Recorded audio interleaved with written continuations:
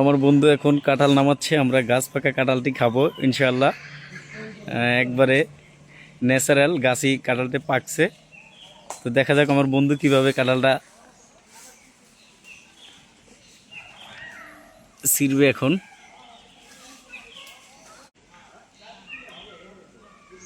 মোটামুটি জায়গাটা কিন্তু অনেকটা রিস্কি জায়গা। এই তো সিস্টেমে কাঁঠাল কিন্তু ছিঁড়া হয়ে গেল।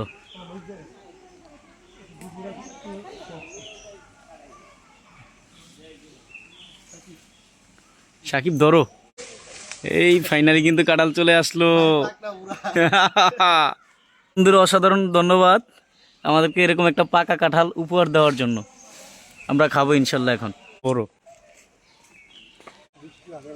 হালকা হালকা বৃষ্টি আছে, সাথে আমাদের সাকিব আছে আর বন্ধু সাগরও আছে।